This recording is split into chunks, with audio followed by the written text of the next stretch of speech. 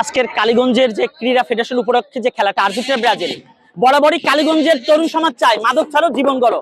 সেই লক্ষ্য নিয়ে আমরা যারা আছি, আমি ক্রীড়া ফেডারেশনের ভাইস প্রেসিডেন্ট, স্পেশাল থ্যাঙ্কস যারা আয়োজন করছে। এবং আমরা বিশ্বাস করি আমরা জিতবো আজকে, এবং বিশাল ব্যবধানে জিতবো। খেলার মধ্যে হার জিত থাকবে। আর্জেন্টিনা বরাবরই ব্রাজিল থেকে ফেভারিট, সেটা আমরা যখন থেকে দেখি, কারণ আমাদের মেসি আছে। আর কালকের যে খেলা দেখলাম ওদের ব্রাজিলের, আসলে সত্যি কষ্ট লাগছে। এরা পাড়ার টিম মনে হচ্ছে। তো আমি বলতে চাই, কালীগঞ্জের এই দায়বদ্ধতা নিয়ে আমরা এগিয়ে যেতে চাই, এবং আমরা সম্প্রীতি রক্ষায় কালীগঞ্জকে দলমত নির্বিশেষে একটা বাংলাদেশের নাম করা জায়গায় দেখতে চাই। এখান থেকে ন্যাশনাল টিমের প্লেয়ার দেখতে চাই, এখান থেকে প্রশাসনের বড় কর্মকর্তা দেখতে চাই, এখানে গাঁজাখোর, মদখোর, তারিখোর কিংবা রাজনৈতিক ছট্ট ছাড়াই কোনো দুর্নীতিবাজকে দেখতে চাই। শুভেচ্ছা।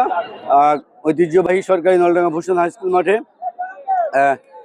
2026 বিশ্বকাপ যেখানে শুরু হয়েছে মেক্সিকো, কানাডা এবং আমেরিকায়, সেই বিশ্বকাপের উন্মাদনা ছড়িয়ে পড়েছে। তাপ বলেন, উত্তেজনা বলেন, উত্তাপ বলেন, সবই কিন্তু এই ঐতিহ্যবাহী সরকারি নলডাঙ্গা ভূষণ হাই স্কুল মাঠে সেই উত্তাপ ছড়িয়ে গেছে, যেখানে অংশগ্রহণ করছে কালীগঞ্জ ব্রাজিল সমর্থক গোষ্ঠী এবং আর্জেন্টিনা সমর্থক গোষ্ঠী। আপনারা ইতিমধ্যে দেখেছেন উভয় দলই কিন্তু হাড্ডাহাড্ডি লড়াইয়ের মধ্যে দিয়েই একটা সৌহার্দ্যপূর্ণ খেলা এই ভূষণ মাঠে অনুষ্ঠিত হচ্ছে।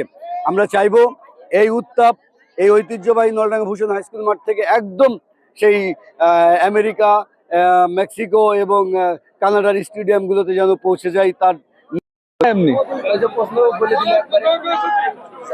আজকে আমাদের নলডাঙ্গা ভূষণ মাঠে আর্জেন্টিনা এবং ব্রাজিলের এই খেলা দেখে আমরা অভিভূত, আনন্দিত যে প্রত্যেক বছর এইভাবে যদি আমরা সবাই মিলে একসাথে আয়োজন করতে পারি এবং সেটা দর্শক এনজয় করতে পারে, সেক্ষেত্রে এর বিকল্প আর কোনো কিছু হয় না।